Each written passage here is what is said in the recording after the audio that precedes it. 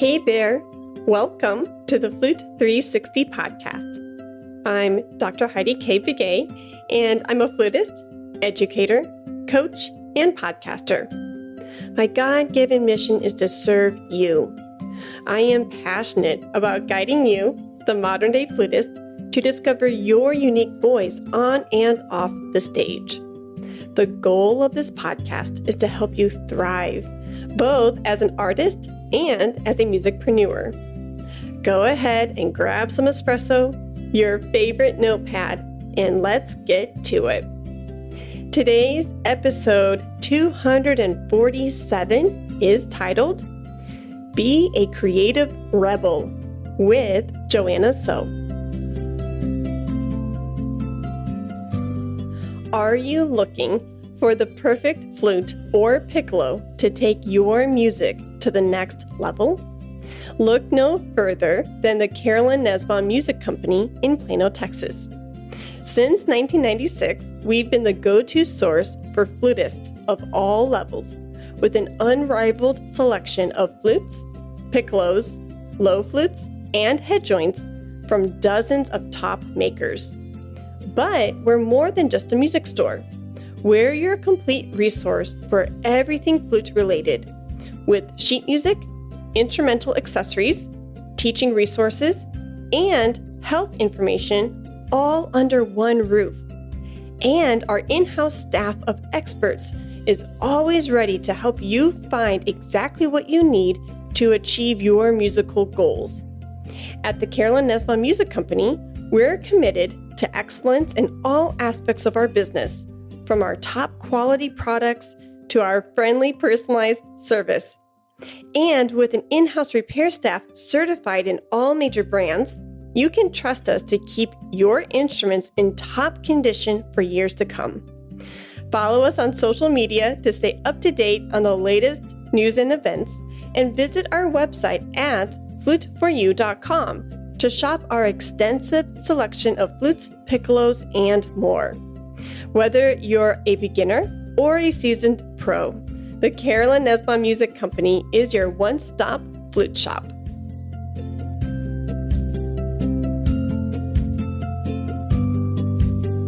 Hello. Hey, girl! There's my video. Okay. You're like, what's going on? Yeah.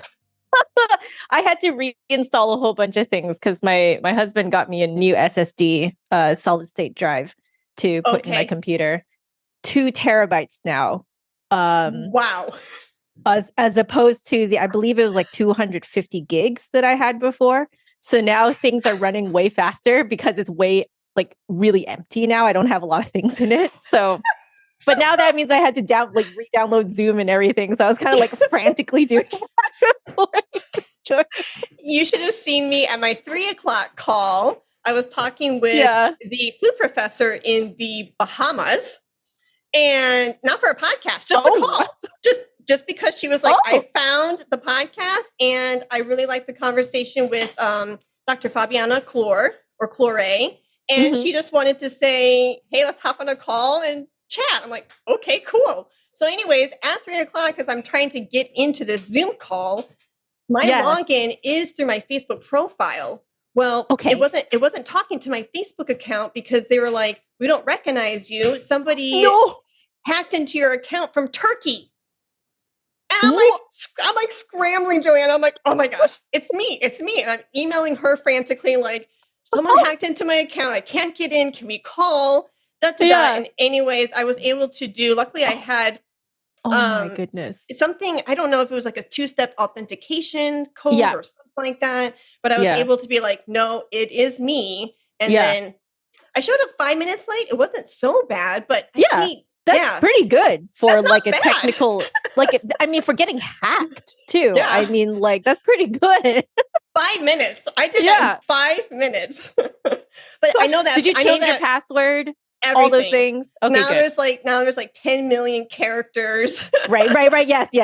But I know that feeling of feeling frantic and being like, whoa, Zoom, chill out. Because I re-downloaded everything, but I don't normally use Zoom. So I just conveniently forgot about it until now. I was like, wait a second. We're using Zoom. So And anyway. doesn't it always want to do a new update or a new download as you're going into a call? Oh, yeah. Yeah. Skype does that all the time to me, all the time, and it's like, oh, okay, I guess I'm going to be like half a minute late now. Yeah. So, okay. Technology, you either love it or you hate it. And sometimes I'm kind of in both camps. Yeah, exactly. All right, excuse me. It is getting a little warm in here, so I'm going to take off my cardigan. It's a little like cooler outside of my office, so I was wearing this comfy, cozy cardigan. Oh, I love sweaters and sweatshirts, and it dropped best. here too. I don't know what has happened, but all of a sudden it decided to start hailing. It's hailing right now, and so my little kitty boy Hendrix, he's only 2 years old. He's going around the house going meow, meow, meow, and he's freaking out. But I think it's starting to subside. You can't really see it because the light is so like blinding you right now. But hail balls just. That's Texas for you. Like one day it'll be like 40 degrees, the next it will be 80, and then the next day it'll be hailing. Yeah. Because why not? Wow. Oh my gosh. But anyways, how are you? Pretty good. I'm doing pretty all right. So I was kind of getting back into like working and stuff like that. Is this part going in the podcast? Yeah, if you don't mind. Yeah, I don't mind at all. I just wanted to give people context in case it is. So my husband and I have been dealing with his skin condition, the topical steroid withdrawal. So that his skin basically exploded in July of 2021. And then it's been really rough for us pretty much up until like end of 2022. So just a few months ago. And then he's gotten so much better since. And he is like, if you look at him, you would have no idea that he still has some of these symptoms. So what has happened is that I think the last time we spoke was like in January or something like that. Yeah, it was my live stream. Yeah, it was like a winter month. Yeah. So I think it was on my live stream that we were chatting. And so in January, I thought that I could kind of like really adjust back into normal life again. Mm-hmm. But since then, I've been having some problems with focusing and getting work done. Okay. You just kind of end up like, I thought that I was just so used to putting myself on hold in case I needed to like drop everything and go care for John, my husband. And it took me until maybe 2 weeks ago now to realize that that's a trauma response. And that I really should, process what happened, because I did try to process what happened back in August of 2022, but there was still too much going on with his skin. His skin was still pretty unstable at that point. So my personal best way of processing is through writing. Okay. You just essentially just writing about what happened, basically in prose. And so I tried then, eked out a tiny bit, and then nothing else was coming out. So I just kind of gave up, forgot about it until now. And I was like, wait a second, I really should take some time to process, because if I'm just sitting here wasting time, just kind of putting myself on hold, constantly without really processing and moving on and moving forward, I'm going to be wasting a lot more time than if I were to just set aside some time right now, process it, and then I can move forward, in a few weeks. So I'm kind of actually in the middle of that right now. And where if I'm not teaching, if I'm not live streaming, I'm writing. Good for you. And it's been extremely cathartic. It's coming out now and I'm able to process. And that's where I'm at right now, is I'm in the middle of processing what happened for the last year and a half, almost 2 years now. It'll be 2 years in July. So, and what I realized through processing this is that I never processed the first time it happened. So this is not the first time that I've gone through topical steroid withdrawal with my husband. It's actually the second time. The first time was when we first met. Wow. And I never processed that. And I'm realizing that I'm also writing about that. So it's, I think it's one of those things that people don't talk about, when it comes to, when you're like running your own life, Mhm. and you're going through life. I think a lot of people just don't really talk about how sometimes you just have to step back and Mhm. realize that, if you do want to get things done in your life, sometimes you do need to step back and just be like, hey, I need to process what happened. I need to find the way that I know that I process things really well. Do that for a few weeks, or even if it takes a month or two, it'll be less time to heal. You won't Yeah. drag it out, right? Yeah. And also, if you drag out trauma too, it can sort of lead to more and more, Yeah. like a sort of, like a negative snowball effect, depression and stuff like that, Yeah. So I'm trying to prevent that from happening. Mhm. And so, yeah, I'm in the middle of that right now. That's where you're catching me. So I am feeling a lot better than I did a couple of weeks ago. I can So, almost feel, and I don't want to put words in your mouth, but just your yeah. body language and the words that are coming out of your mouth, it feels Mhm. like a weight is being lifted off of your shoulders. That's exactly how it feels. It's kind I of like I in the I feel process it right for now. you. Yeah, Yeah. thank you. Yeah. Yeah. Yeah. And I feel like people can tell too, because I'm still practicing online even as I'm doing this. I see And that. Yeah. people are noticing it. They're like, you're playing better Huh. and better, Yeah. So it really does, like, your mental state, your emotional state really does affect how you play.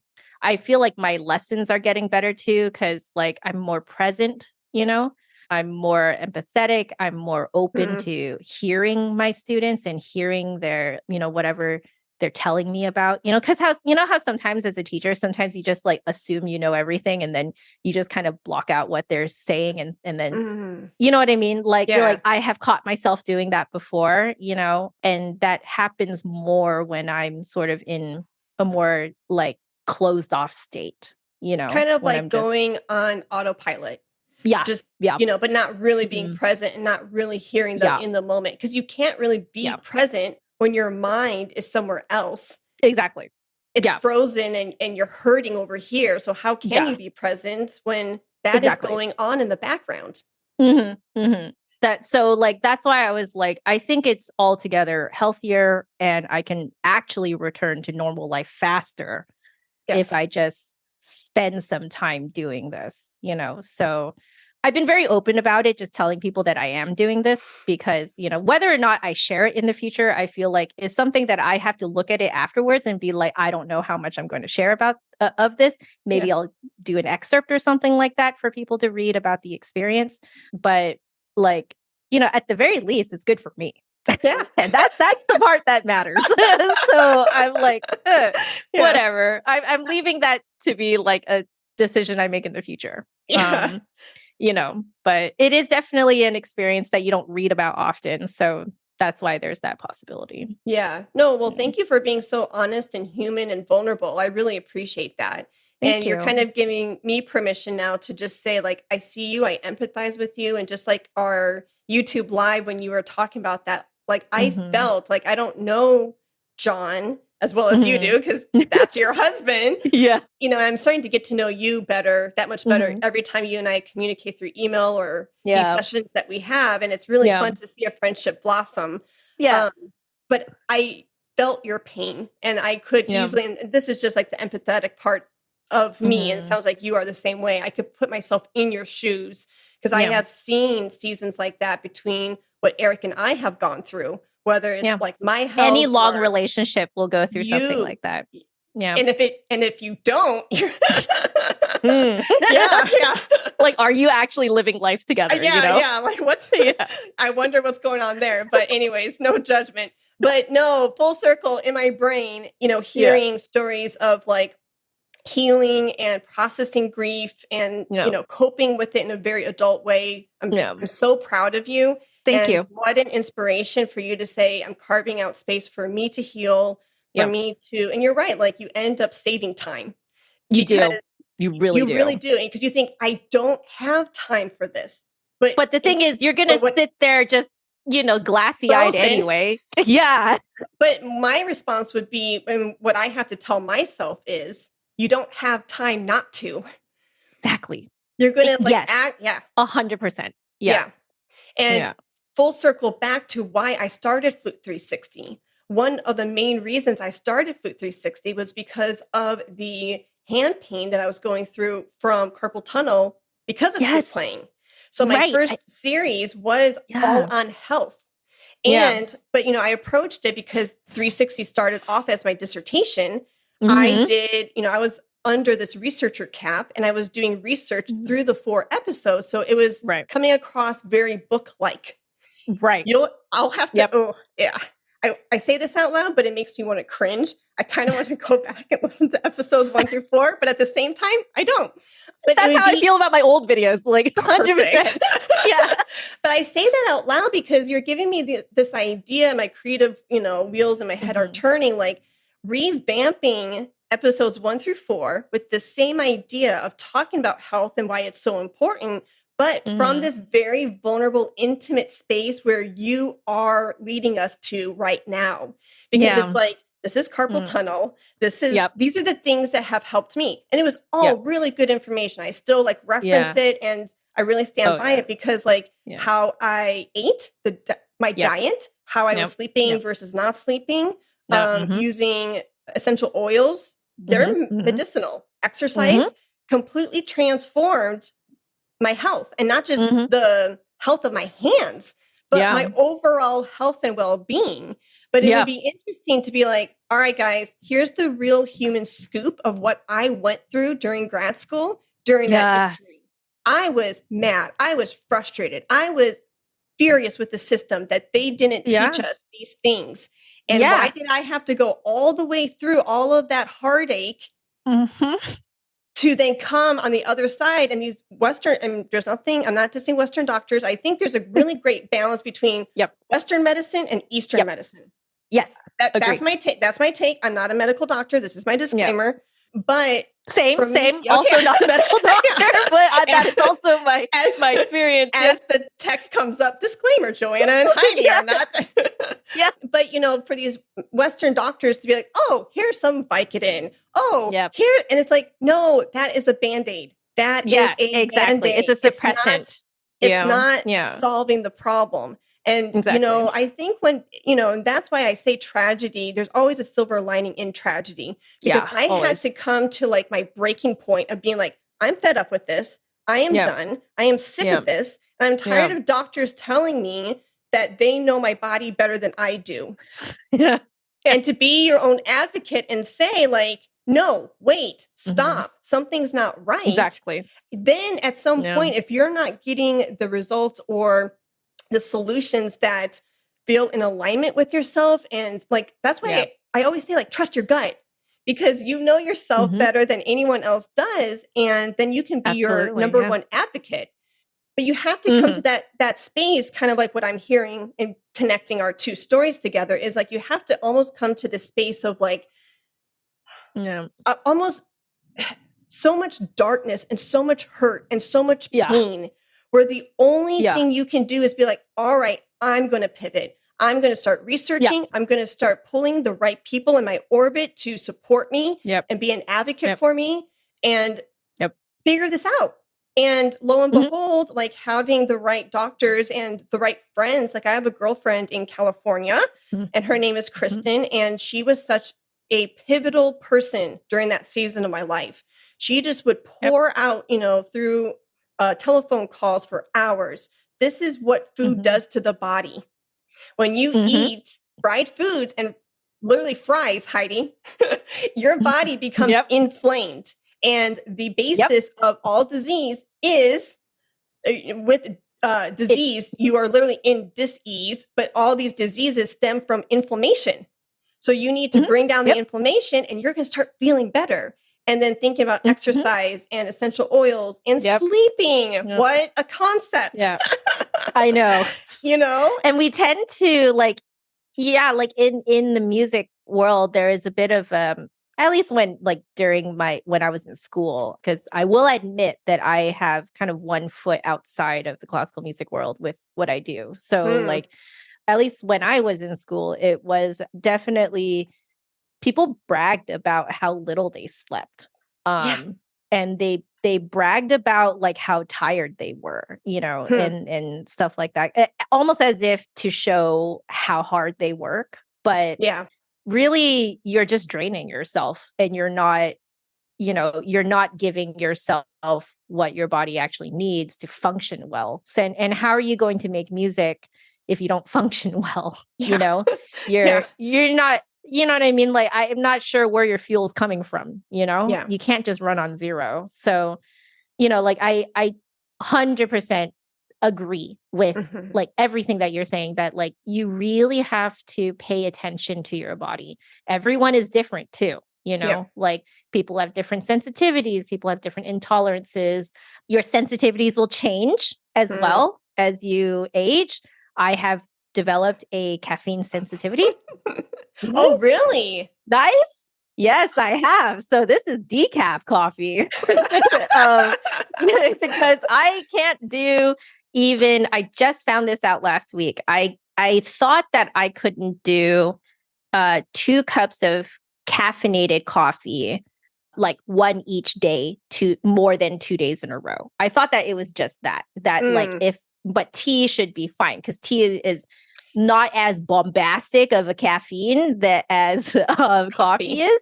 But last week I did 4 days of black tea in a row. It was just 1 cup a day. And it gave me such bad like withdrawal, like caffeine withdrawal, that my eye was twitching for a week. Wow. And so I was like, oh, maybe I shouldn't do this. On top of that, I discovered that because I don't intake caffeine as much as before, I don't think my body is very used to it anymore. And so when I intake caffeine, I believe it actually swells up my mouth. So when I play the flute, what I notice is that if I had just had caffeine right before, I have to really think about lifting my soft palate more. And I have to think about tucking my tongue down and back way more than usual in order for me to sound normal. But it's like normal with a little bit of effort behind it. You know what I mean? It doesn't have that ease of playing. Yeah. And then you combine that with the jitteriness of like, when you're breathing, you tend to take shallower breaths. When you're more jittery, you don't take as like low breaths either. So it was really interesting, because my stream noticed the same thing. They were like, wow, you're really pushing today. Like you're really like working. You don't have that same ease of playing. And I'm like, yeah, because my eye is twitching. And I'm from caffeine, and I'm hopped up on all the black tea. Yeah, right. Like I'm hopped up on black tea, like only 1 a day. Like so, like I wasn't like this before. I used to be able to do 2 cups of coffee a day, and like I felt completely normal, and I could go to sleep, no jitters, no eye twitching, nothing. But like people change, I developed a sensitivity to caffeine. Are you getting closer to 30? I am beyond 30. Okay. Oh, girl, I could pin you at 22. Yeah. You could go around and be like, I'm 22, and nobody would question it. Oh, thank you. You're welcome. Thank you. No, I'm beyond 30. Okay. But that's why I say that, like, I can really feel it. Like, I'm getting older. Like, when we work out too, I used to, if I didn't have time, I would just skip my stretches. No can do now. Okay. Yeah. If you skip your stretches, you are going to be out for the next week. Like there is going to be no working out for the next week if you skip your stretches. Like no can do. I am change dying when you get older. Yeah. Ain't that the truth? No. Now I'm using like eye cream religiously. Because like my makeup, like my I have concealer, to use lip balm religiously. Yeah, me too. Vaseline. That's the only thing that will, you know, Vaseline. Why? That's what I use too. Yeah. Did you know I learned something as you age, because we're both in our 30s then, the skin on your lips is so fine and thin that is one of the markers of you getting older, that your lips start cracking more. That's why we're using more lip balm. That's what Yep. Like I have to do like a light exfoliation every night and then immediately slather on the Vaseline. If I don't do that the next day, it's just like chapped and like splitting and That's me. I literally every night. It's like exfoliant, every Vaseline, night. and Vaseline. I'm like slapping it on, like slathering it on, right? Thank you. That's the word I'm looking for. Yeah. I'm slathering that on. I'm like, all right, I'm ready for bed. Yep. Oh my God. Yeah. Yeah. I do that too. Well, apparently you can take that same Vaseline and put a little bit on your pinky and just do a little bit under your eye to help with because it does the same thing. Yeah. See? Yeah. So after I do the lips, it's the eyes next. I like that. Yeah. I like that. Yeah. But your body changes. So like, you have to pay attention. You really have to pay attention. You do. Yeah. Yeah. Around 33, that's when I started noticing like big changes with my body. I don't know. I mean, again, everyone's different and their seasons are going to be different. But for me, when I was finishing up my doctorate, I was like, oh my gosh, all the gray hairs were starting to come out. Yeah. Yeah. I'm starting to get every now and then a white hair. Yeah. Yep. It's all happening. And I'm just like, you know what? It's okay. That's a good point to make though, because like, even when now I'm going through neck stuff and it's like, but I used to be able to do in my 20s like this and pick up my food at any time. It's like, yeah, that was true for when you were in your 20s. Your 20s. You are in 2 years. In 2 years, Heidi, you're going to hit 40. So that's a 10-year different. Your body is not what. And the thing is, maybe it's because you and I, like, yes, we're mature, older women, but at the same time, we are young at heart. And there's almost this fun spirit that we both have. So perhaps I don't want to speak for you, but for me, sometimes I forget that I'm 38 because I feel young still in many ways. And so when my body kind of like goes against me in those areas, I'm like, what are you doing? Come on. Yeah, exactly. Let's go. Yeah. But it's good for what you're saying. And what we're saying is, in case anyone's like, oh my gosh, they went down a Vaseline tangent. What we're saying is like, we are always evolving as humans. We are. And you have to be in tune to that because it affects like who you are as a person, mind, body, spirit comes into your playing. It comes into your profession. And that literally, I kid you not, Joanna, that was the big seed for 360.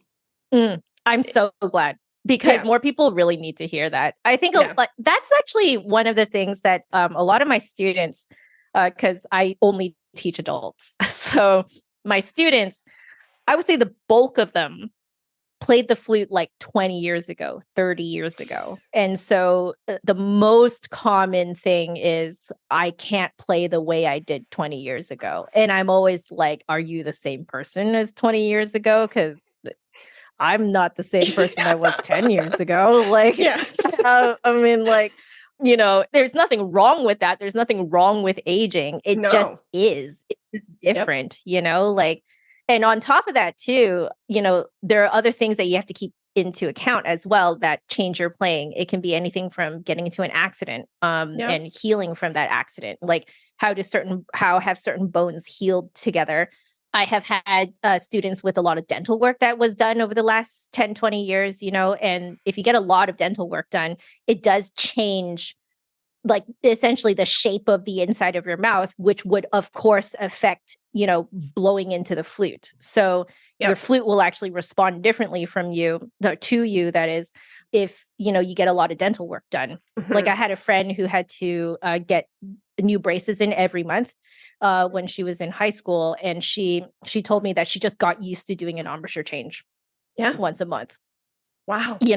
She's just used to it, and so it's like, it's one of those things where like, I always tell people don't ever strive to be what you were from before. Like you might remember that you were fantastic at the flute before. That's great and all, but you're not that person anymore. And there's nothing wrong with that. Like you are on a journey to rediscover who you are now, And that's a fun journey. I think a lot of people don't think of that as a fun journey. Like it's really fun to figure out what you're good at now, like it's really fun to understand where some of your pitfalls come from too, right? Because like for myself, this past year has been a big posture journey for me, like figuring out what is inherently wrong with my posture. So like I discovered that I have an anterior pelvic tilt. So I've been fixing that, because if you have an anterior pelvic tilt,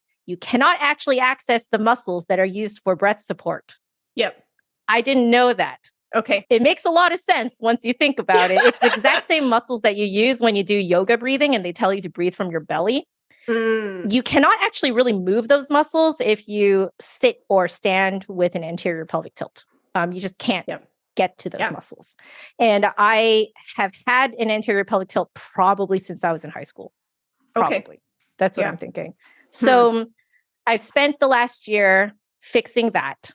Then the next thing that I knew that I had to fix, this was pretty darn recent too, was my neck posture, because someone at a neighborhood potluck, someone took a candid photo of me and my neck was like completely craned forward with my shoulders bowed, towards the front while I'm eating. I look like such a gremlin, like actually looked like Gollum from the Lord of the Rings. And I was like, wow, that is so terrible. That posture is horrible. And then of course I denied it for several months because, you just don't want to think about that kind of thing. Right. So I didn't think about it for a while. Right. And then a couple of weeks ago, I was wondering why my pelvic tilt keeps coming back.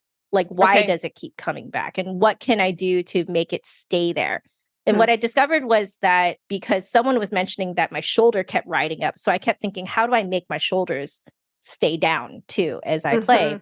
And I discovered that it was because I was craning my neck forward. The moment you crane your neck forward, your shoulders actually kind of want to come up and curl forward. Interesting. And when you do that, the next thing that gets out of line is your pelvic alignment. Actually, you go straight into that pelvic tilt. Yeah, the whole thing kind of collapses basically. So for the last couple of weeks, I've been working on my neck posture to like kind of almost to pretend that there's like a wall behind me, so and it's been keeping my shoulders nice and low now. But like I have found this process that has been taking a very long time, because I think technically I've been working on this kind of breathing posture since the beginning of 2022. So it's been more than a year now that I've been really like, exploring this concept. But I have found it really fun. I know that a lot of people might find it really frustrating because they just want to get to the end point, But like I have found the process really fun because it's really helped me understand a lot of things about myself that I didn't before. Like, why was my balance always so bad? Probably because I had a pelvic tilt, and with the pelvic tilt, you can't actually access your hip muscles, which are actually and your core muscles, which are actually the two things that keep you standing, still if you're on one leg or something like that. But if you have a pelvic tilt, you can't actually access those muscles. So but you end up using your back, basically, your lower back. And then you lock your knees and stuff is really bad for you. So like, I'm like, oh, that would explain why I like failed my balance tests when I was in PE, in school. I completely failed them, would fall over. Yeah. Like it all just kind of like. It's like a flood. Yeah. And you're just like, oh. Yeah. Like you realize why things were, like you realize why things were so hard. There is a reason for it. You're not just like, oh, I'm just bad, or I'm just like, I'm just bad at sports, or I'm bad at whatever, right? Like you don't just kind of like, have throwaway reasons for why you prefer one thing or over another. Like you have an actual real reason now why, you weren't good at something. Yeah. And I find that to be insanely validating and vindicating. You know what I mean? Yes. Like that's why I enjoy this process, because I feel like I'm constantly learning more about myself, and I like the process of learning more about myself, and I kind of wish more people thought of it that way, rather than just like, how do I just like look like insert famous flutist, like how do I look like this person, when they play? And I'm just like, well, you're not them. So you kind of have to go on your own journey to figure out what works for you, like what are your issues that you need to deal with, et cetera, So yeah, I just kind of wish more people, like, in terms of changing bodies and stuff like that, I really wish people enjoyed that journey of self-discovery. And I love that space of curiosity that you have with it, especially from something that could easily pull you into like this depressive state of why is my body not functioning the way I want it to? But the positive spin to it is, what can I learn from this experience? What can I learn from this injury? And I really respect that. And it's funny because through my carpal tunnel, when I was probably 22, 23, I easily probably fell into that trap of like, why is this happening to me? Right. But then kind of going through that process of learning about food and how it can heal you and oils and exercise. It is, I mean, it's so crazy because little did I know that was like the end of my master's. So 2009, little did I know the next 6 years, I was going to be teaching in Fort Worth full-time, 50, 60 students. And I was still researching and thinking about food as medicine. And I was still reading up on that and like tweaking my diet and feeling better and better. And then fast forward 8 years later, I'm graduating with my dissertation with that information that gave me. There you go.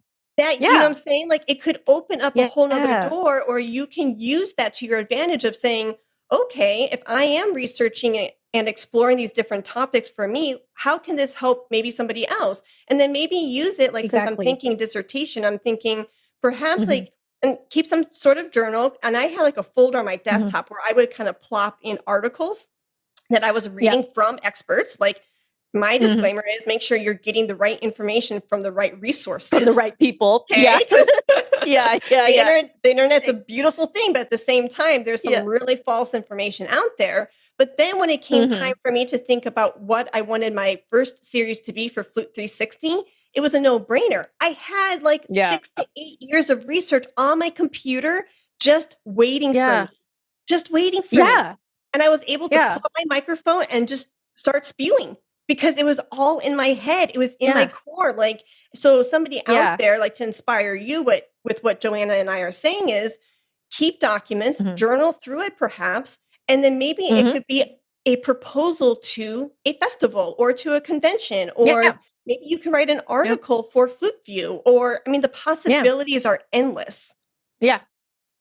And like people want to know this stuff, like people want to hear like what really works, and what doesn't work, and I think the more that we can share, the more that it like makes people realize that they are completely and utterly normal too, and that there's nothing wrong with them. Because a lot of times I think we just think there's something wrong with us, that we're just not like everyone else, that everyone else can do this one technique, but we can't, et cetera, but that, the thing is, like, we talk to ourselves like that in the practice room. I think that's what I really wanted to share today, was that one thing that I'm really passionate about to to tell other people, that I want people to know, is that you're not alone in the practice room. Like, this is why I stream my practice sessions, because I want to show what it's actually like behind closed doors. And I realized when I started streaming my practice sessions, first off,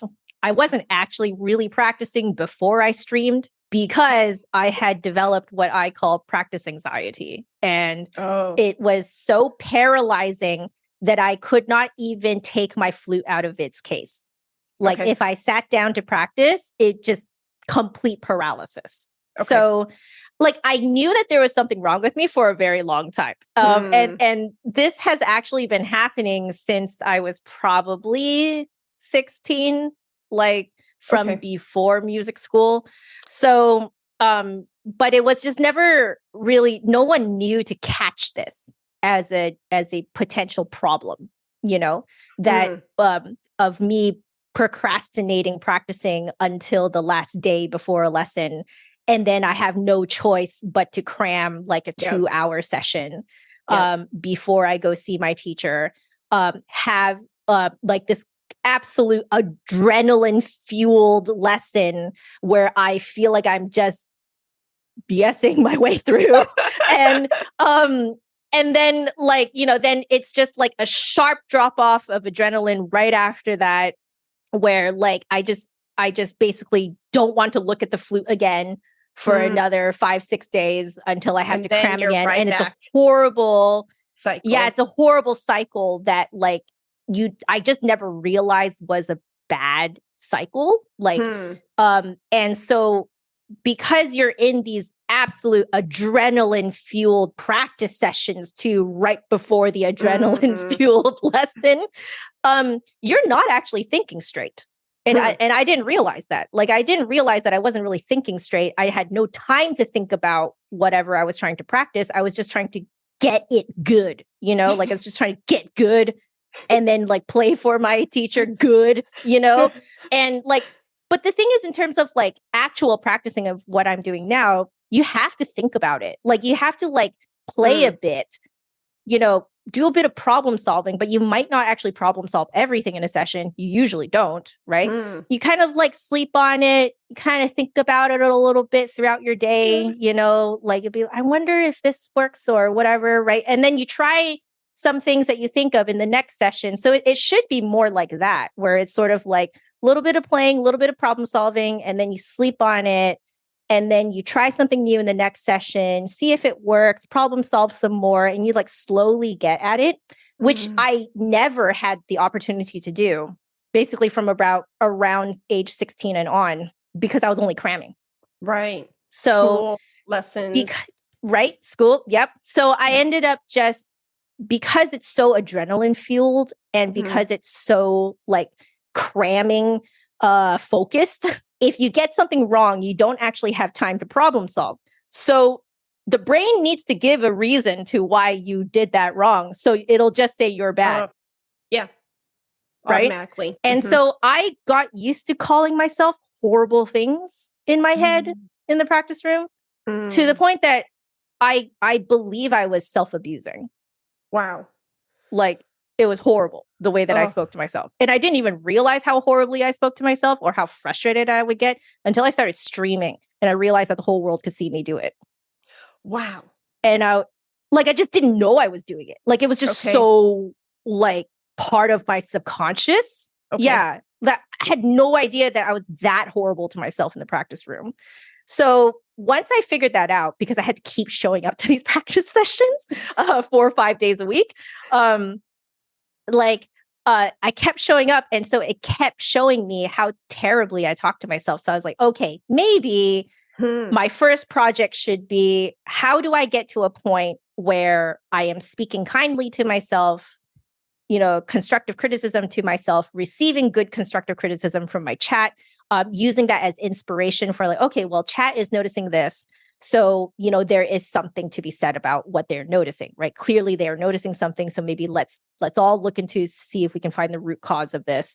And then I noticed that I was always so fearful of finding mistakes. And then I was like, okay, then maybe what I need to do is make the choice that when I start to feel fearful, I have to stop and be like, no, I am choosing to be excited that I am about to find something out. And so like the first year or two was a lot of stopping and then choosing to be excited. So when I talk to my stream, I use verbiage that is very excited, nerdy, just like wholesomely nerdy, right? Like they do say, right, that like just fake it till you make it, basically, right? Like you have to method act it until you believe it, right? So I basically method acted as a wholesome nerd for like 2 years until I actually became one.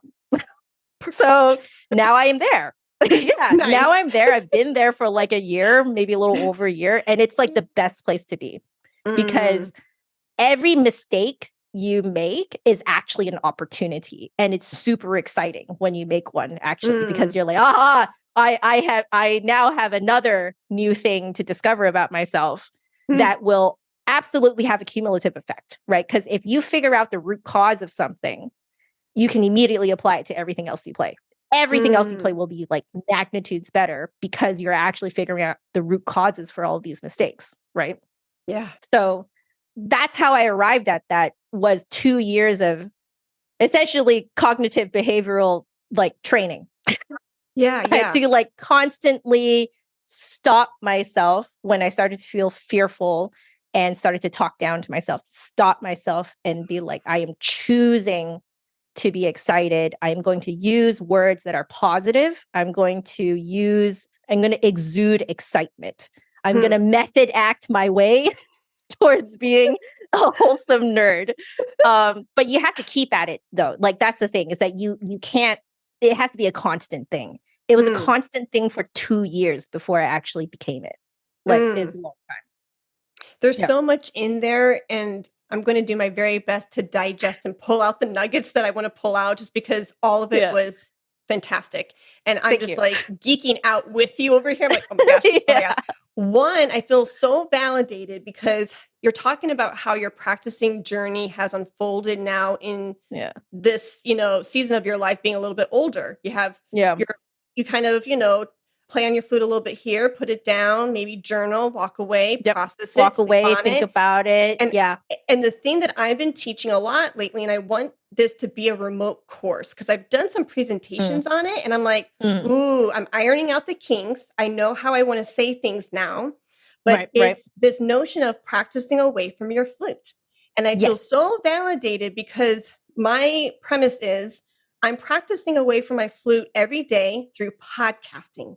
And you said it, you nailed it right on the head. You said you came to a lot of these realizations through your YouTube channel. And I think technology, it's like a double-edged sword. It is.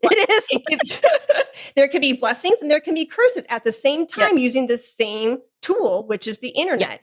But for me, if you use these tools appropriately, you can receive those blessings. So for me, with podcasting, my self-awareness was boosted. The inner talk was starting to come out. And some of these things that's what happened. See, and it's being recorded and it's being documented and you can play it back and you're like, whoa. Whoa. And, there are a couple of times and there are a couple of times when I caught myself and, you play it back for editing or show notes or whatever.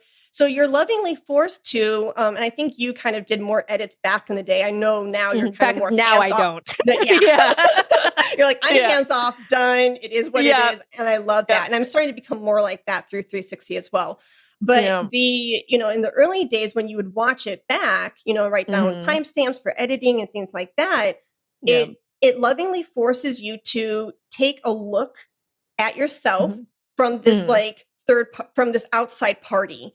And you get to see how you're using your body. And that goes back to the top of our conversation.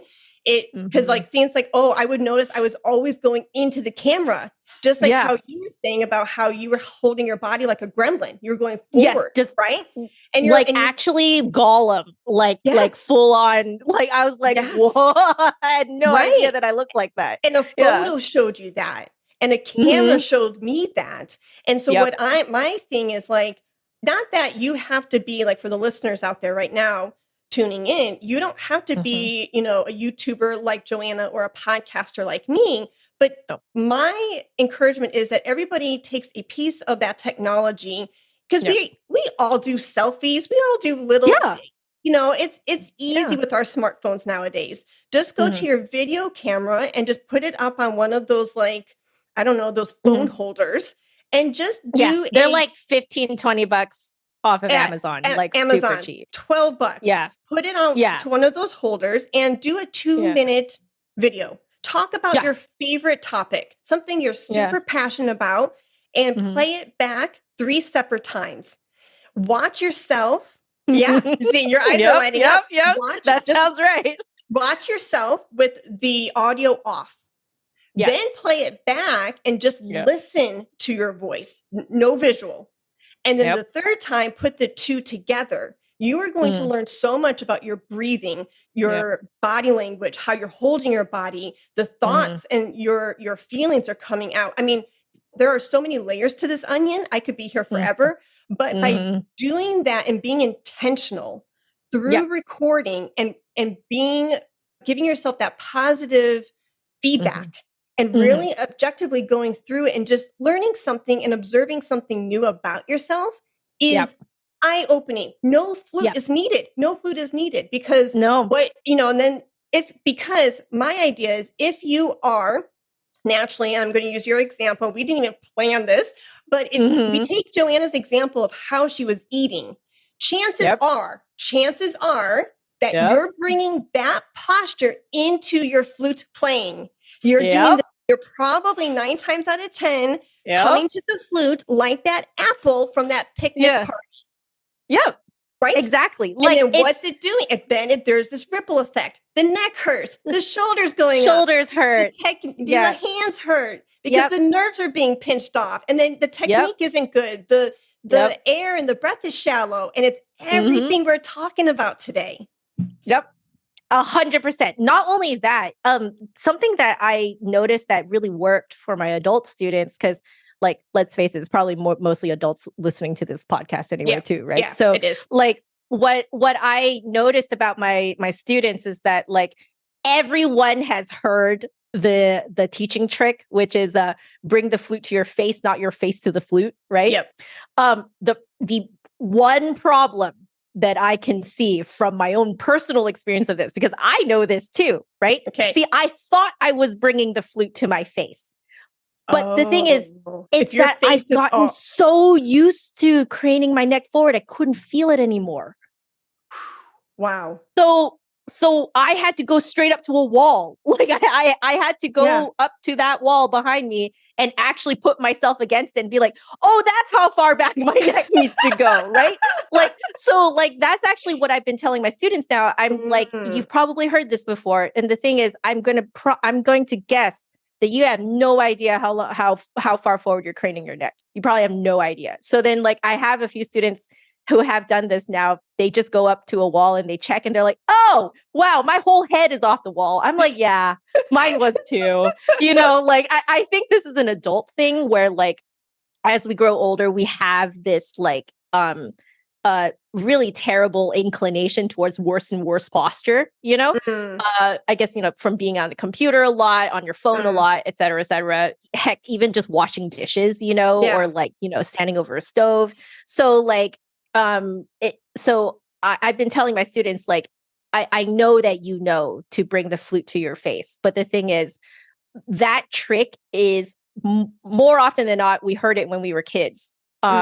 And that works on kids because kids have not developed quite that terrible posture yet. Okay. Yeah. Right. But for us, like the craned neck position is normal. So then they bring the flute up to their face and their neck is still craned forward. Yep. That's a good point. Like, I think that that's really interesting to note is that you don't necessarily feel everything wrong. And this is why I completely agree. You have to video record yourself and you have to watch it back. Now, I guess have to is a strong word because, my adult students are adults. They have their own agency. I am not going to force them to do anything that they don't want to do. So I always tell them, here, you have choices. Okay. I was like, if video recording absolutely freaks you out, we will absolutely find other ways to help you, but I'm just going to straight up tell you it's probably going to be slower. I was like, just so you know, my students who advance the quickest are the ones who regularly send me unlisted YouTube links of them playing. Yep. And I was like, there's a few reasons why this works. One is you're probably going to watch them before you send it to me.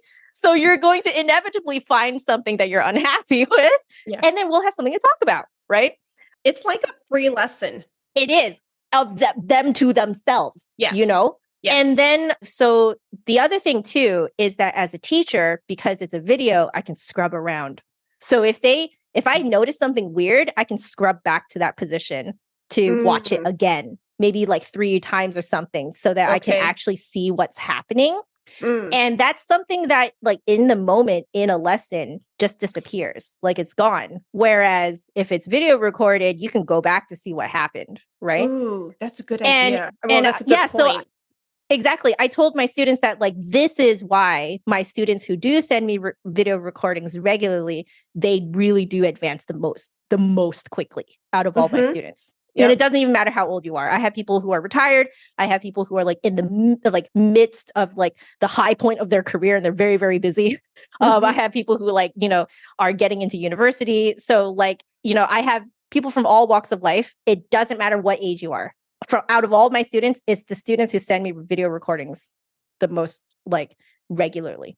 So I spend the first like part of our lesson time watching their video recordings as if they're playing for me live. but I get to like Mm. write notes and stuff. And, like it's so nice. Like I always, so I'm always like, here's the thing though. I know that video recording can, maybe trigger some unpleasant feelings in some people. I get it. Yep. So if you don't want to, I will not push you to do it. You are an adult, you have your own agency. I'm really just here as a coach. I get it. Right. Mhm. But if you want to get the most out of me though, this is how you get the most out of me. But that's on you. Yeah. Hey, Flute 360er. Are you tired of practicing endlessly with no real guidance or community to support you? Do you dream of taking your flute playing and career to new heights, but you're not sure where to start? Look no further, because the Flute 360 Accelerator Program is here to help. Our program is designed with the modern day flutist in mind, providing you with the tools and resources you need to succeed in today's music industry. With our mastermind group, masterclass, and pocket coaching, you'll have access to personalized support and guidance every step of the way. Say goodbye to the isolation of practicing alone, and hello to a thriving community of like-minded flutists who will support and motivate you. Our evergreen program allows you to join at any time, so you can start accelerating your success as a flutist right now. Don't wait any longer to take your flute playing and career to the next level. Enroll in the Flute 360 Accelerator Program today by clicking the link in the show notes below. The next meetup is scheduled for Saturday, May 27th, 2023 from 11 a.m. to 1 p.m. Central Time. Remember though, you can enroll at any time. We can't wait to see you there. I love it. And then maybe you could even, and if you want to, you are an adult and you have your own agency. So I'm not going to tell you how to do this, exactly. to do this exercise any different. But I would love, the only reason why I'm kind of like slipping this idea into your noggin, and if you wanted to try it, let me know, only because I would love your perspective and your insight. Slip in the layer of telling your students, or like inviting your students to record yourself without the flute and pick an excerpt of the piece that they're working on, right? And say it's like the first couple phrases of a Bach sonata. Yeah. And think of the story, think of the plot, think of the characters, think of whatever you're trying to convey through the music in a verbal, communicative way by describing the story through your words. Yep. And it's a form of processing. Yes. And go through the storytelling part through the recording process that Joanna and I are talking about. Because then when you go to your flute, to those two phrases, and you actually bring the flute to your face, wherever it is, wherever it is then you're going to be more intentional with your music making. You're going to have a better idea of like how you want to start, where you are going, and how you want to wrap up beautifully that musical phrase. Yeah. And that's why I'm being an advocate for practicing away from your flute a little bit more often, because if you are just practicing over and over again and you do, all of these repetitions, you can easily get into like being into this time warp zone where you're just so focused and hyper focused. That's the word I'm looking for. You can become so hyper focused and you're like, oh my gosh, I've been doing the same thing. And your idea of sense of like your body awareness is going down and down after like, 45, 55, 60, 65. And if you're pushing a 2-hour practice session, you can really creep, along the lines of injury. Because if you think about it, it makes no sense actually to play for more than an hour, because the recital is not even more than an hour. Very true. And like, plus there should be an intermission in the middle. And you would be Right. walking off the stage and walking back on And you'd be walking off anyways. stage and walking back on, like, there's downtime, Yeah. like, so like, I almost feel that it's completely unrealistic to not take breaks, and Oh, yeah. to like, and the thing is too, is like, if you're not thinking about, what you're working on, do you like doing it? Yeah. Okay. Like there, I had to ask myself this. This is why I'm posing this question. Okay. Because I noticed for a very long time, especially during the height of my like practice anxiety days, it essentially, if I was not playing the flute, was not even thinking about the flute. Did not think about the flute, didn't want to think about the flute because it essentially would elicit a trauma response in me. Okay. Just paralysis, and then like, so I never would think about any of the pieces that I'm thinking about unless I'm actively playing it, Okay. and so I kind of got to a point where I was like, there's kind of a problem here, because I'm like, like a professional musician, like I should kind of like what I'm doing. And I was just like, why do I not like what I'm doing? How can I make myself like it?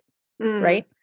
And so I found out that the reason why I didn't like it was because of this practice anxiety, that like I speak so poorly to myself when I'm playing music that I immediately put myself as a victim of my own self-abuse anytime I think about music. So the moment I think about music, I feel I cower, So I was like, okay, well, if that's the case, then I need to learn to speak more kindly to myself, right? So that was the first thing to fix. The second thing to fix was getting used to liking music again. So I actually took advantage of the first 6 months of my husband's skin condition because I wasn't going to be practicing anyway. Okay. Like when you're going through that kind of like life crap, like you don't have the mental capacity to practice. But I didn't want to leave my stream. So I just showed up to stream anyway, 4 to 5 days a week for an hour every time. And we just geeked out over music. I just asked my chat to send me things to watch, send me like, interesting gadgets that they saw. They sent me a website. I forget exactly what brand of piano it is, but it's the pianos that play themselves.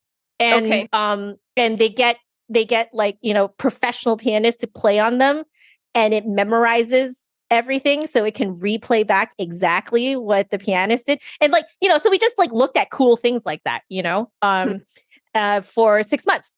So for 6 months, it was just show up to be a nerd and not to practice. Just show up to be a nerd for an hour, 5 times a week.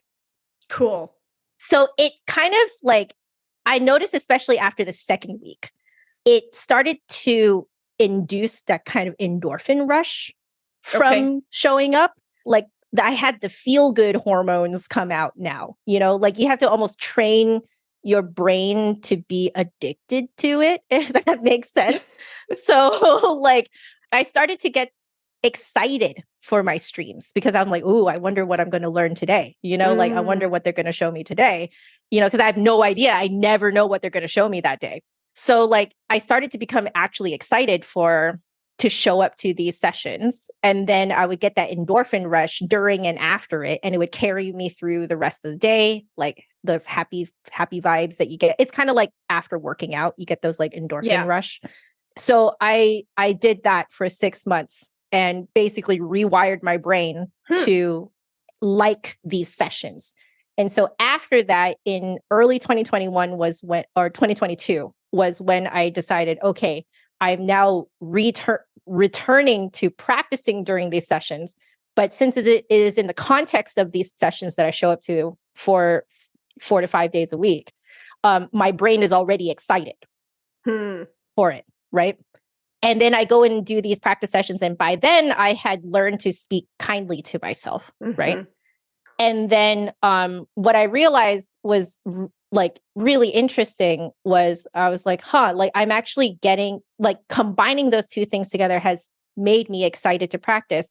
And then it was after that point that I discovered that I was starting to naturally, without even trying, I was naturally starting to problem solve when I was away from the flute. I was just like, this thing just wasn't really working to this during the session. I wonder what's happening there, right? Huh. And like, I didn't even do it on purpose. Like, I was just kind of like, I'm actually being a nerd and just wondering, like, what I can do better, right? Like, and it just made me really happy to problem solve, like I remember the first time I was thinking about the Iberic Concerto in the shower. And I was like, oh my gosh, what have I become? I'm actually thinking about the Iberic Concerto in the shower. Like that is, to me, was such a major win because I didn't intend on thinking about it. It was just that it's just like an ongoing issue that I was like, I wonder what's going on there, And so like what I would say is that when you're practicing away from the flute, it's good. But if you are like me and you discover that it causes you paralysis and it causes you mental trauma, basically, and it causes you mental pain and emotional pain to practice away from the flute, it is well worth your time to take some time away from practicing and actually solve the root problem. Because my root problem was that I was speaking very abusively to myself in the practice room, and then because of that, I had lost my passion for music, right? So it's kind of a two-step thing where I had to learn to speak kindly to myself. And then after I'm done that, the thing is that trauma is still there. That the fact that my passion is not there is still existent. Therefore, I need to spend the time to build up my passion for music again, like build up that nerdy, wholesome passion for music again. Like you have to go through that process. That process doesn't just magically happen. You have to carve out time to be a nerd.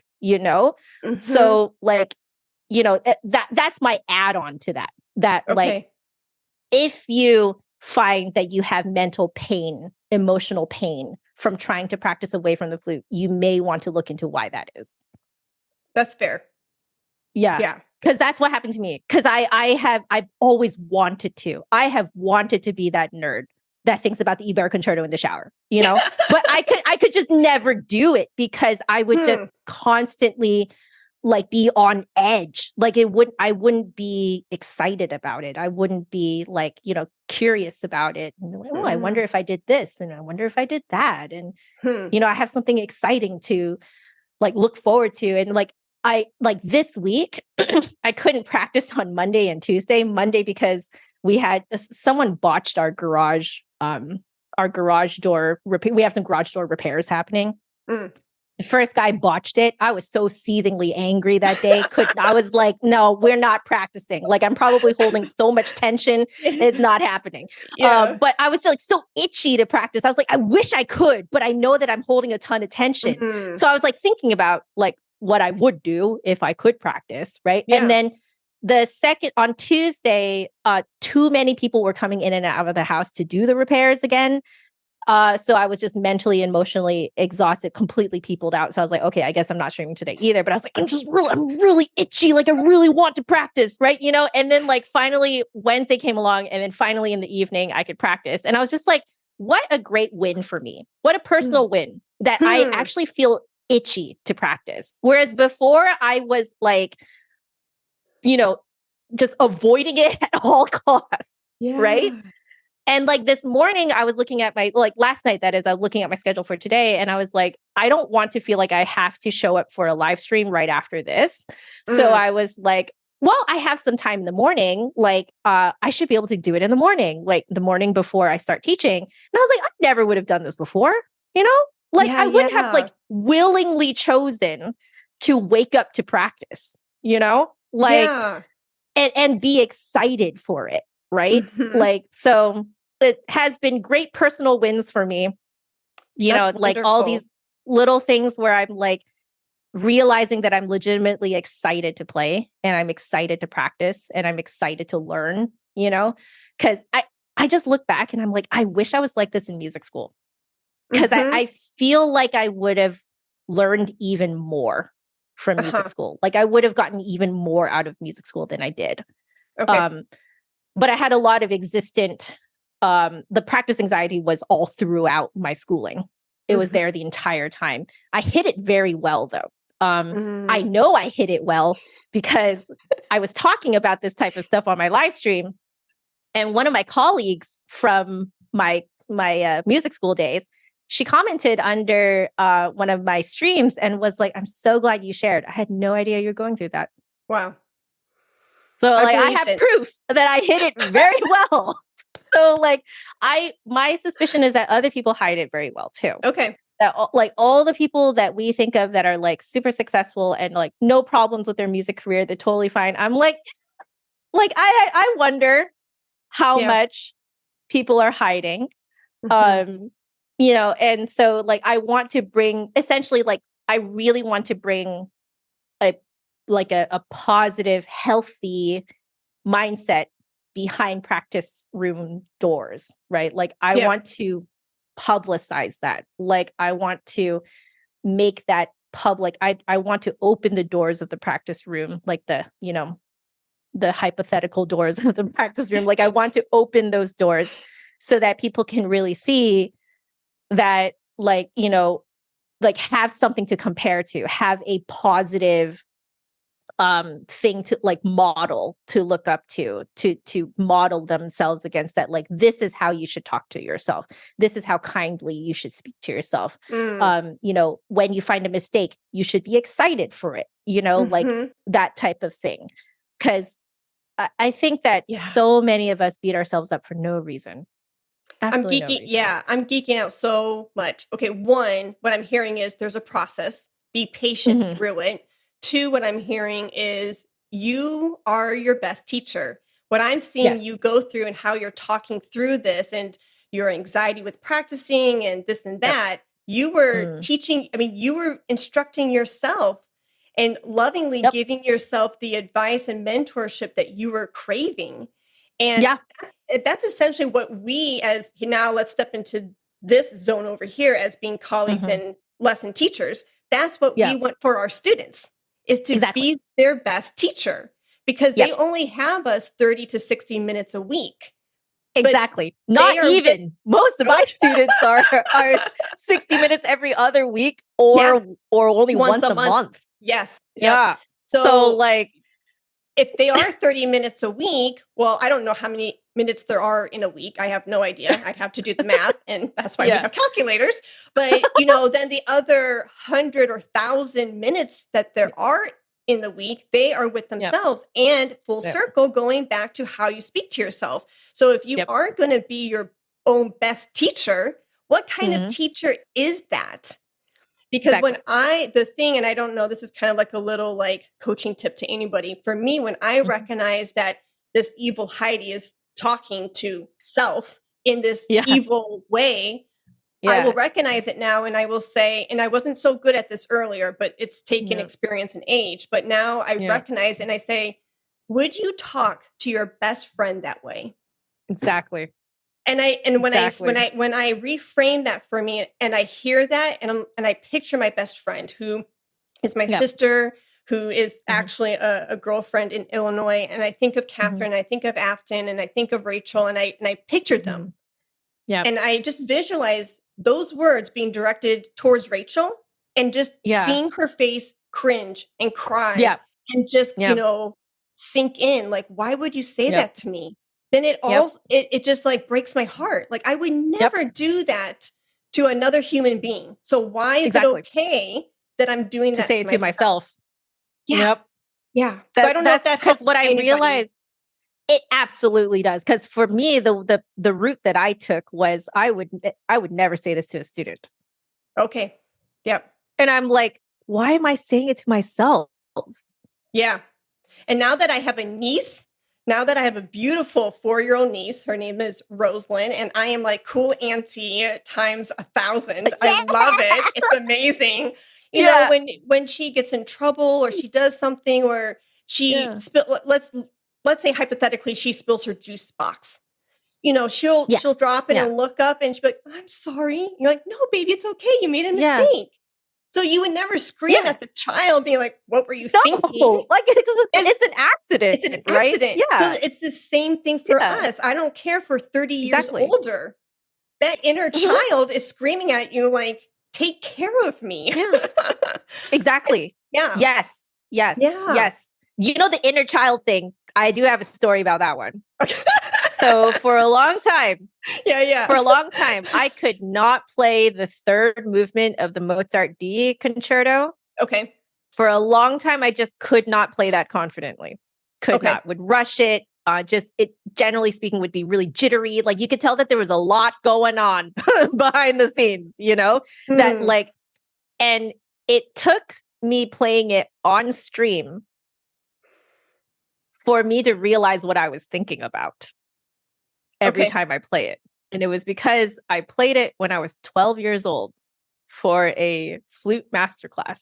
And at that time, I was so young, I had no idea what a masterclass was, nor was it really properly explained to me. So I didn't find out that a masterclass was a private lesson, a mini private lesson that you have in front of an audience, usually full of flute players, until I showed up.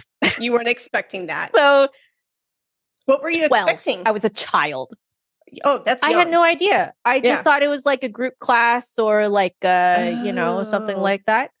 I thought it was more participatory, Okay. Like not you I on stage and everyone watching. No. Okay. No. Okay. Yeah, like it just wasn't really explained, or if it was explained, I wasn't listening. Okay. I don't know. I don't know which one it is. Because like when you're a kid, there's just some things that like go over your head and you just like, oh yeah, sure, it's like that, whatever. And like you don't realize that you have assumptions of how it's going to be. Well, still to so I don't know which way it was. I mean, I'm pretty sure I'm that way right now. Yeah, right? Yeah, like there are some things that you're just like, oh, is that what's happening?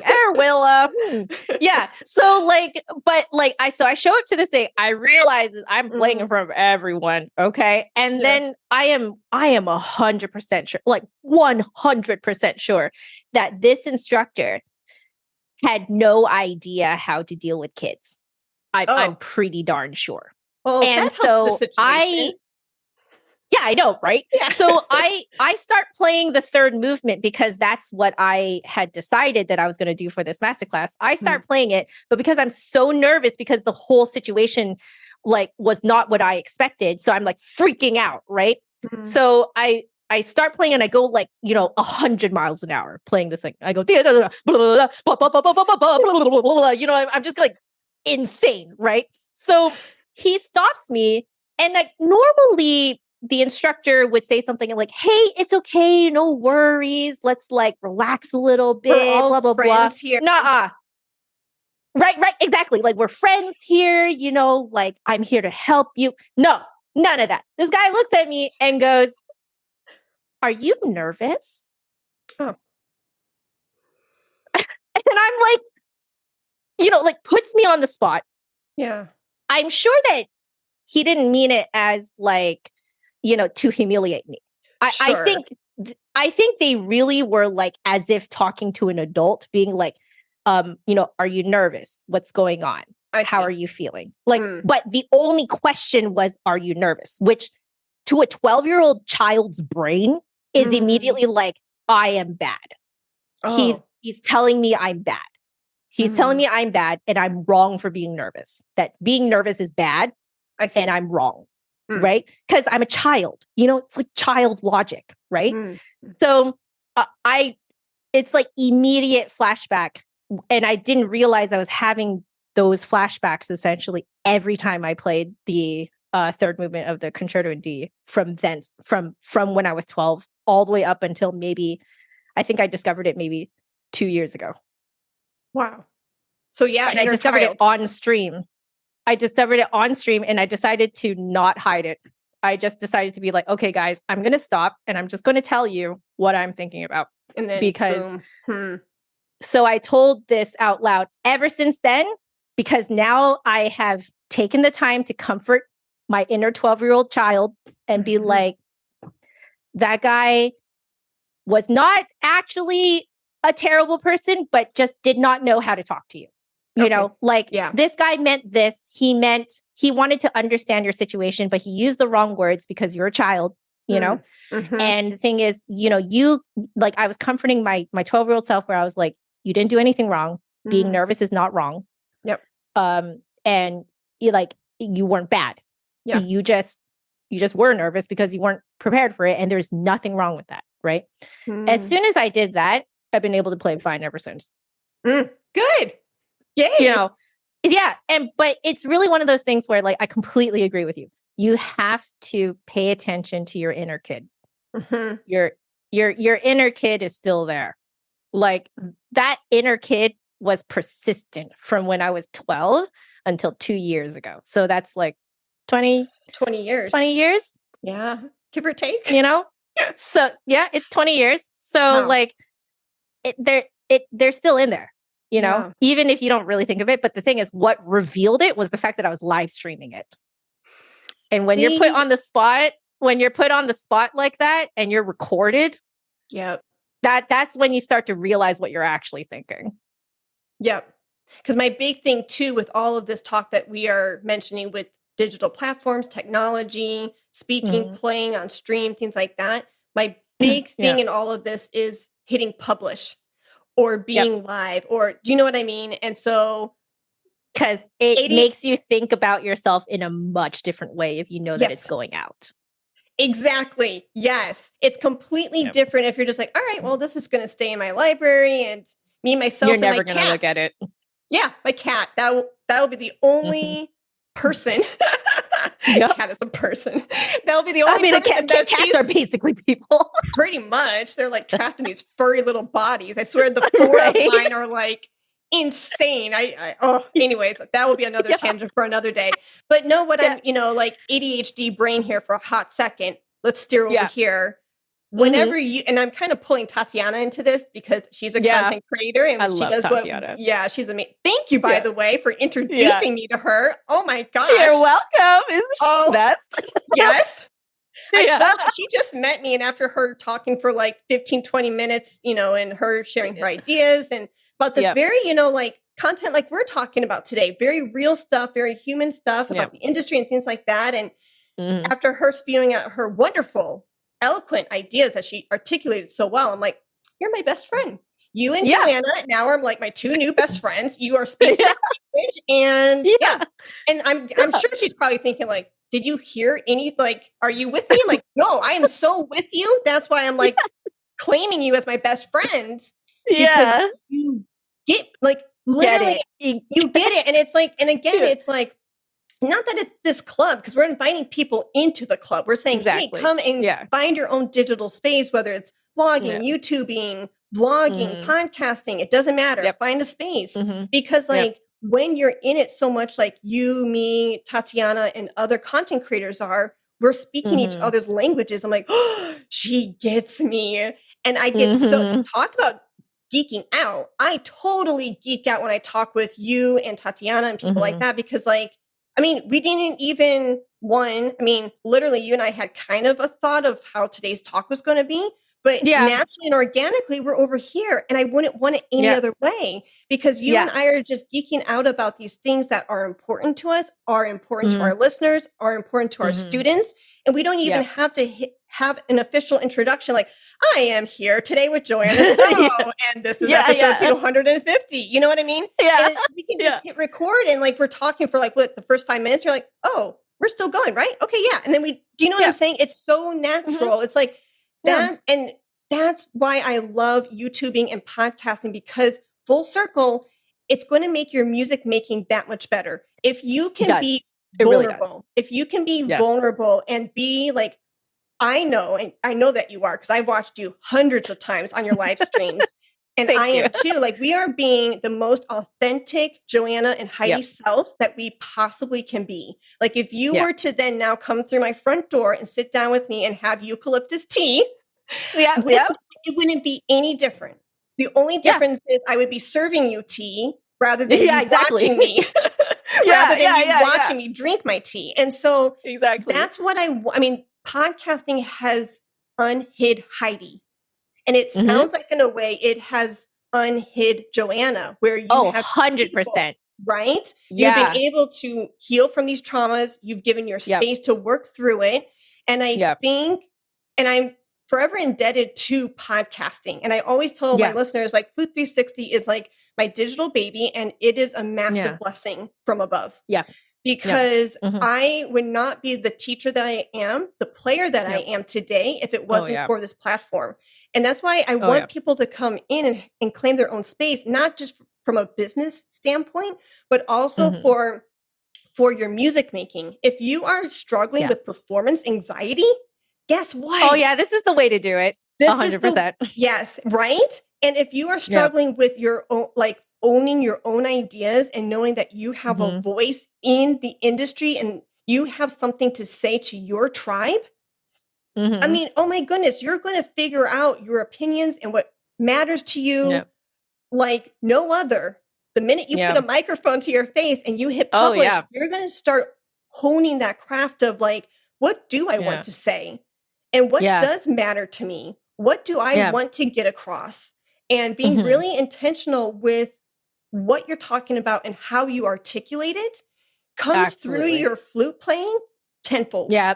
Tenfold. Oh, yes. Oh, yes. Yes. Like I would also add that what I have found very interesting about this journey is that the things that you become very convicted about, that you want to share, that you want to, that those core beliefs of, like, so for me, it's my core belief is that the practice room doors need to be opened, right? Okay. Like, we need to model good practicing because that has humanize it, be understanding of yourself, be real with yourself, be kind to yourself. You know, how do you actually give yourself constructive criticism? How do you take good constructive criticism? What criticism can just be tossed aside because it's just hate? You know, like discerning your criticism, you know, like all of that kind of stuff. Like, I have like intense conviction about this because of my journey for the last 3-4 years. Right. Okay. And it's something that I realize that you don't actually have a light bulb moment for them. It's just organic. Yes. You just realize after a while that this is your banner, you know? And like, I think a lot of people think, like, when they're being posed this question of, like, what is your banner? What is the thing that you want to shout at the top of the mountains? What is that thing that you want to tell all your students, right? Like, a lot of people think they have to have this, like, one canned answer, that you have to have, like, you have to, like, sit there and think about it till you have that light bulb moment of, like, yes, this is my banner, you know? Like, but that's not how it works. That's not at all how it works. The way that you get that one thing, convicted belief that you have, the way that you get that is through experience, and experience takes time, and experience is organic, and it happens over time. So your belief will essentially evolve and grow as you continue going. The reason why I can talk about it, why we can talk about the things that we're very, very, like, convicted about right now, the reason why we can just go on and on about it right now is because this is what we have lived.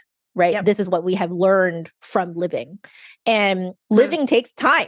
There's no light bulb moment. Like, it just, you know, it's organic. It grows. Like, after a while, you just realize that you have this banner that you've been wanting to wave, you know? Yeah. So, like, I just want people to know that it's not a light bulb moment. Don't treat it as a light bulb moment. Don't give yourself the pressure of having to come up with the thing that you are, you know, proud of, that a belief that you want to shout from the cliffs. Yeah. You know what I mean? Like, don't give yourself that pressure to, like, have one moment where that all comes out. Right. Yeah. Just live your life. And live your life. Yeah, I love it. And it's not etched in stone either. It could change. It's not. It changes. It evolves. Per season. You know? Yeah, it does. And it, like, arguably, as you get older, it gets more complex.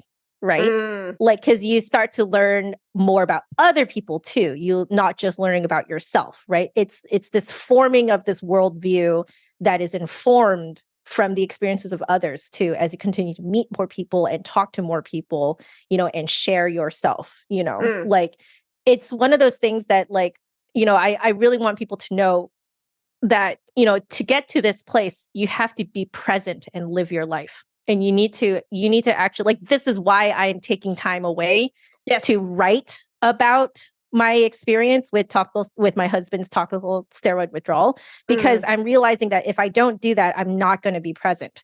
I'm also not going to be present in my own healing journey, because I need to be present in my own healing journey as well to actually heal properly, right? Okay. And so if I don't do that, not only will I not be present in my healing journey, I also just won't be present in normal life. You know, my mind is just, elsewhere, right? Right. Like And you have to be present for yourself and for like life, your career, I love that. And Yeah. piggybacking off of that, I won't go on a complete tangent. Speaking of banners, I could, Right. fly this flag forever. But Yeah. you bring up a good point. Well, one note, podcasting also has taught me to be present, because Yep. early podcasting, Heidi was like, oh, always thinking of like the next segue and what am I going to ask next? And I was in my head. And I realized Yeah. I wasn't really truly listening to my guests. And the segues and the next topics will come organically through the dialogue. So like right now, like where we are in this space, that's why I'm geeking out speaking with someone like you, because one, you get my world. Two, you've been thinking about these things throughout your career and, for your studio. But three, you also, and I know you are a very humble person, so I will ruffle your feathers, but I don't know if you realize you do this. Maybe you do, but you give me a space to be more human and to be more of myself. And I thank you for that. Thank you for saying that, because that is my goal. My goal is to always humanize people. And well, you because do a I feel very that good job of it. Thank you. Actually, I'm about to become too human and start revealing my whole life story. And you guys are gonna be like, whoa. Keep those worms in the can. Like that was a little, like, it's not my fault. Joanna brought it out of me. I will take all responsibility. I'm totally fine with that. Yeah. No, but it has actually been one of my life goals, is to humanize everyone around me, because I'm very, very convicted that everyone is important and everyone has a unique story. And we really need to not be the main character of our own stories. We really should not be. Yep. We really need to recognize that there are everyone else is a main character too. Okay. And so like, at least in Seattle, video game land here, there is actually a slur that is used, that it's an insult to call someone an NPC, a non-playable character. So these are the characters in video games that you have canned phrases that they say when you talk to them. So in video games, you like walk up to a person, you press A to talk to them, and then they have canned things that they say to you, but they don't really have much of their own personalities most of the time. Okay. Right. So you as the main character, you're going through the story, and then there's all these NPCs, non-playable characters that stand around a town having canned things to say. Right. Yes. And so normally the term NPC, when used as a derogatory term, is used to essentially label someone else as just like unimportant. They don't have their own thoughts. They're just like a prop they're a prop on my stage of my life, of my story, right? Yep. Like they don't matter. So we really need to stop being the main characters and stop seeing people around us as NPCs. You really need to see that everyone around you has a story. Everyone has a reason for doing and saying the things that they do. Heck, even the guy who botched our garage door repair, he has his own story too. I was definitely rightfully very angry on Monday, but my husband was very good about it. He was like, you don't know, maybe he really truly thought he fixed it. Yeah. Or he was like, just having an off day. Right. Or maybe he's been through so many of like similar looking cases, assumed that ours was like those cases, didn't realize that he was just one vendor out of many moving parts who was supposed to take apart our entire garage so they could fix the ceiling. But no, he decided that he was just going to, quote, fix it, So like, like I feel this is what John does for me. He really puts the world into perspective for me. Yeah. And he's like, this guy has his own story too. Do we agree with how he went about it? No. Okay. Yeah. That's fine too. Right. But Yeah. like, there is a reason why everyone does something, and you can't just write it off as, oh, they're just like soulless NPCs in my life, like, no, that's such a, like, and so that's why I really want to like humanize everyone that I meet. Like, I want people to know that everyone that you see behind a camera, in front of a camera, behind the microphone, every voice you hear, every face you see has their own story, and you don't know most of it. Yep. And you probably will never know most of it, you know?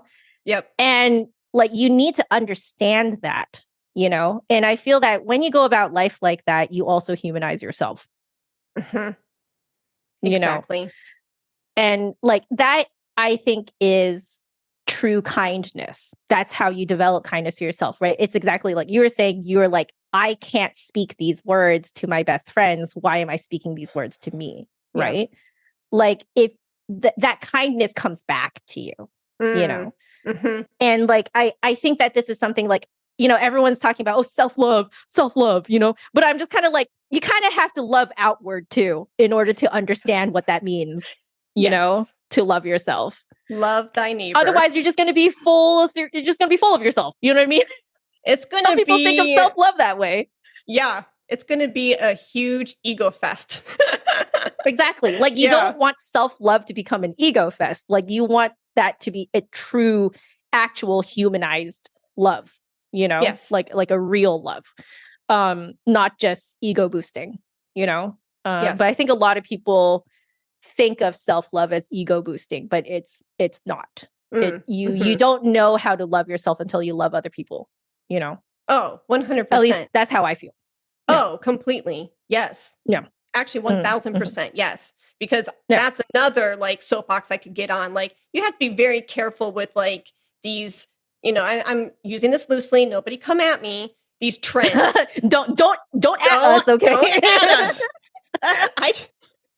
I just sounded like the youngest version of me that I think I could ever sound in that moment. Like, I felt like a teenager just then.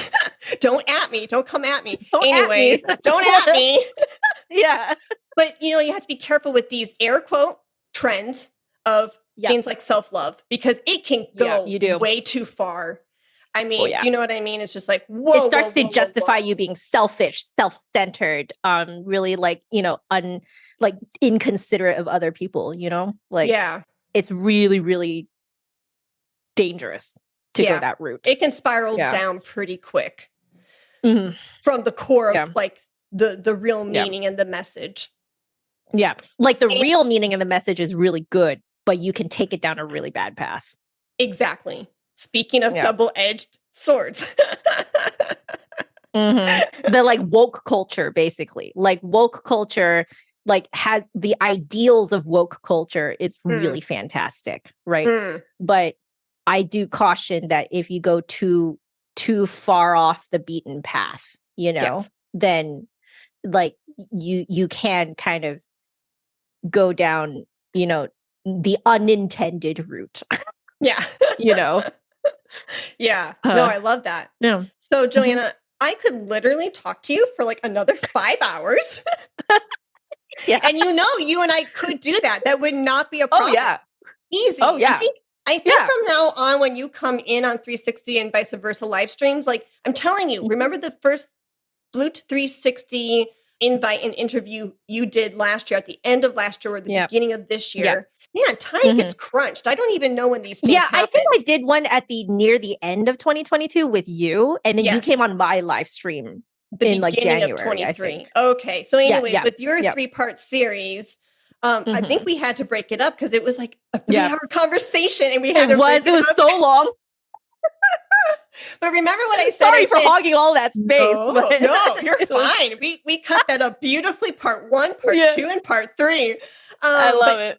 listeners, you can go back and check out that first conversation between myself and Joanna because it was so much fun. And I remember in that conversation, I said, oh my gosh, this is giving me so many ideas about like, maybe there's like a Flute Friday corner for Joanna and Heidi, or there's, do you know what I mean? So whenever we do crossovers, I think the new rule for both of us is we need to block out 2 to 3 hours because we just know that between Joanna and Heidi's dynamic, like 2 hours to us is probably more like 20 minutes.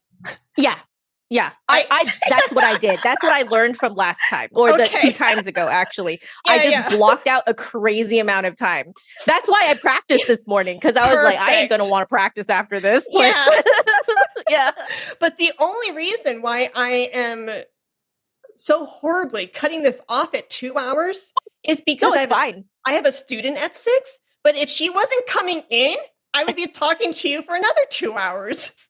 Oh, shoot. No, I totally feel that. All good. And you know what? It's fantastic that like this is real life, guys. Like this is real life. Okay. Like we this is actually what it's like to be a musician, is that you have these appointments and then suddenly you have to be like, okay, see ya. Bye. I'm teaching a lesson. And I do this too for my streams. There's some times where I'm just like, cutting the stream. Goodbye. You know, I'm gonna teach now, you know? So totally great. You're good. Cool. I'm with you. Yeah. No, I love it. Fantastic. But you already know this, but you are always welcome back on. And I can't wait to see, you know, I know we have this going on in the back end with emails, but my creative wheels are turning for like, what are the possibilities? And just talking today about like self-awareness through technology and things like that. I'm kind of thinking like this presentation that I've been giving lately through like these different flute festivals. It's like, ooh, this is a remote class. So I'm throwing out an idea.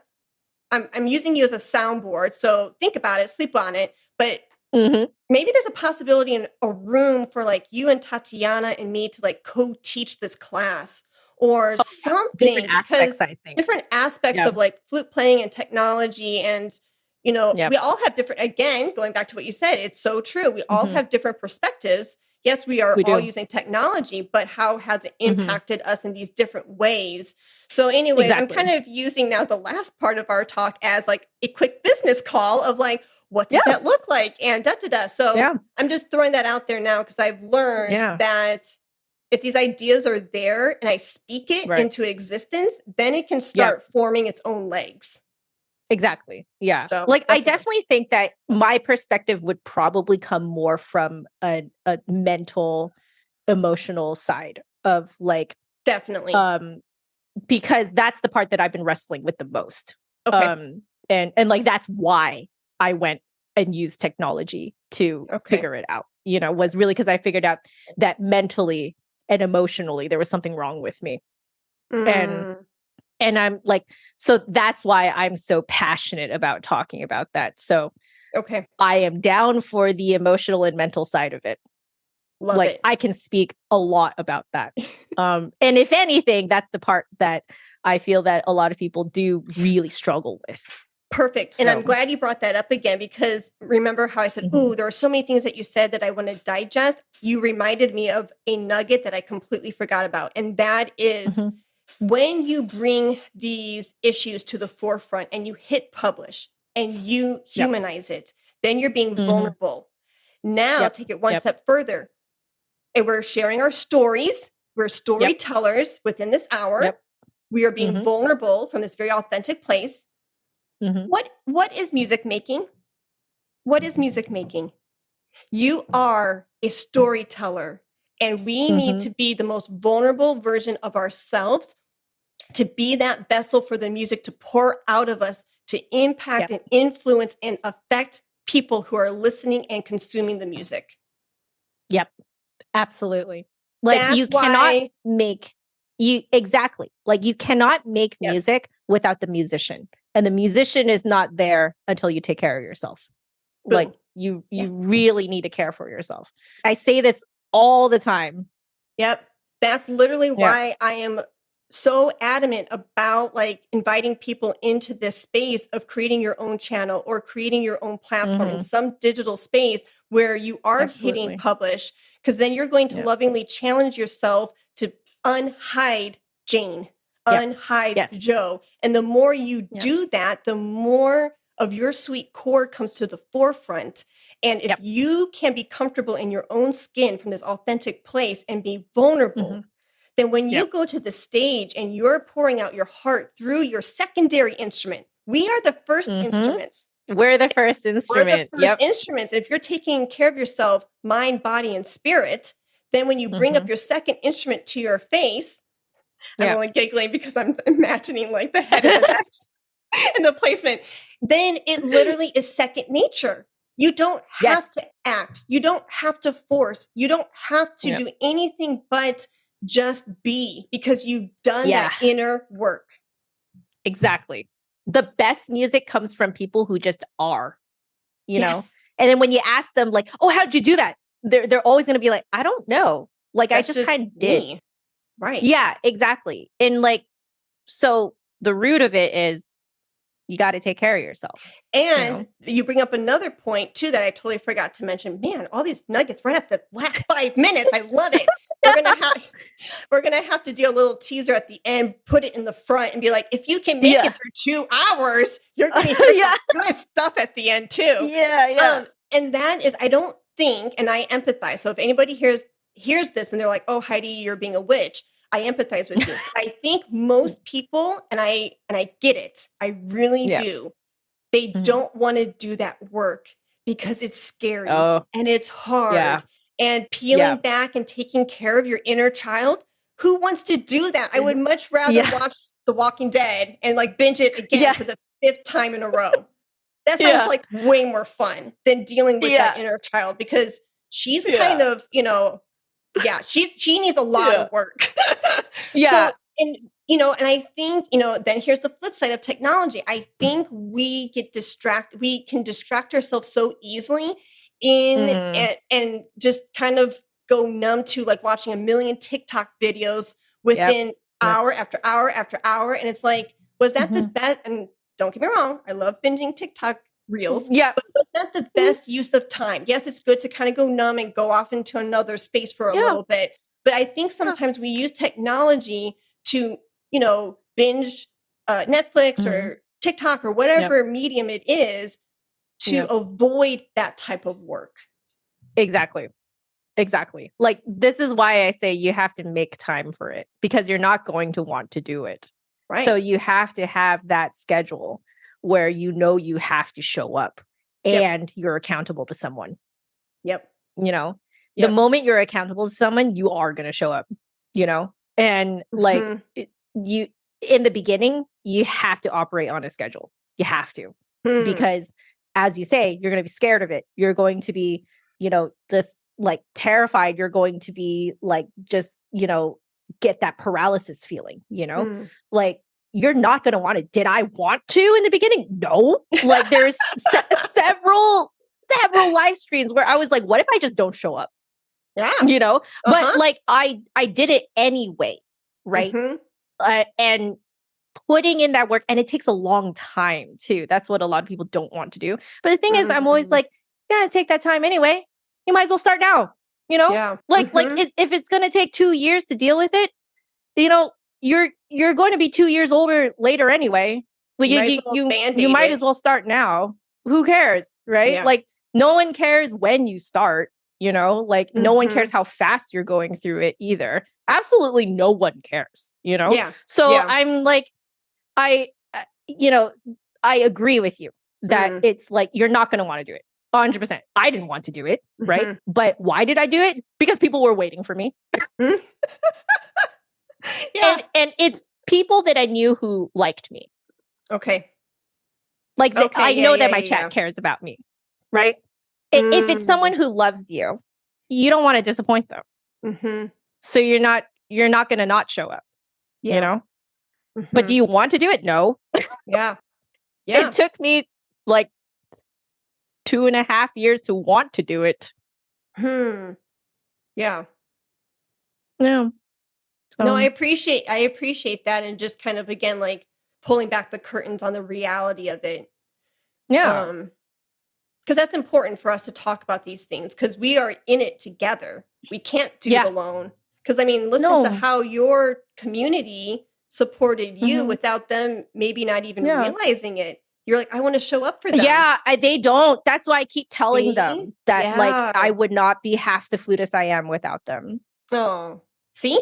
Yeah. I would not be. We can't do it Yeah. alone.